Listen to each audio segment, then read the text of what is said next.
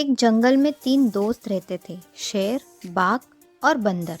इन तीनों की दोस्ती पूरे जंगल में जानी जाती थी। शेर बहुत होशियार था। वह कुछ हद तक जंगल की समस्याओं का हल ढूंढता था, इसीलिए जानवर उसे जंगल का राजा समझते थे। बाघ थोड़ा नादान था। उसे अब तक इतनी समझ नहीं थी। वह अपनी धुन में ही चलता था। बंदर एक मस्तीखोर, जीवन में मज़े लेने वाला पर समझदार था। उसे हर बात शांति से, समझदारी से सुलझाना पसंद था।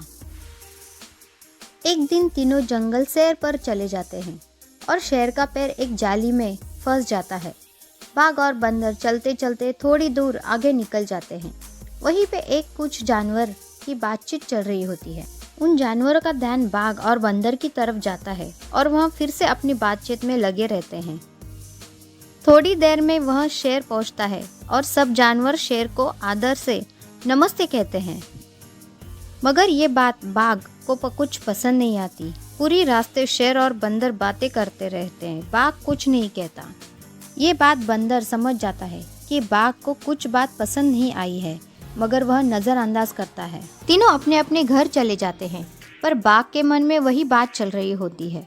बाघ सोचता है कि वह शेर से अधिक शक्तिशाली है, फिर भी वह शेर ही है जिसे जंगल का राजा माना जाता है।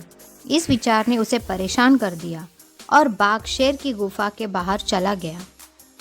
बाघ जोर जोर से दहाड़ने लगा और शेर उसकी मान के बाहर आ गया।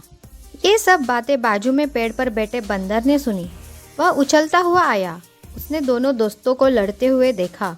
उसने पूछा, तुम दोनों को क्या परेशानी है? शेर ने सारी बातें बंदर को बताई। बंदर ने कहा, चिंता की कोई बात नहीं है। शेर अपनी मान में आराम से सो सकता है और जबकि बाघ पूरे दिन दहाड़ सकता है। बंदर ने शेर से कहा कि वह उसके पीछे मान में अंदर चले। एक बार जबकि वो दोनों अंदर पहुंचे तो बंदर ने 2 रुई के गोले ले लिए और शेर को दे दिए। बंदर ने कहा, यह लो, इसे अपने कान में अंदर भर लो। तुम्हें कुछ भी सुनाई नहीं देगा और तुम जब चाहो तब सो सकते हो। फिर बंदर बाहर आ जाता है और बाघ से दहाड़ने को कहता है। उसके दहाड़ने पर शेर बाहर नहीं आता क्योंकि उसके कान बंद थे। बंदर ने कहा, मैंने शेर से कहा था कि तुम एक ताकतवर जानवर हो और अब वह तुमसे डरता है। हालांकि तुम्हें यहाँ नहीं आना चाहिए, अन्यथा अन्य जानवर सोच सकते हैं कि तुम यहाँ शेर की सेवा करने आए हो। बाघ खुशी खुशी जंगल में अपने हिस्से में वापस चला जाता है। इस प्रकार चतुर बंदर द्वारा 2 दोस्तों में विवाद होने से बचाया और शांतिपूर्वक ढंग से बात को हल किया और तीनों दोस्त खुशी खुशी रहने लगे।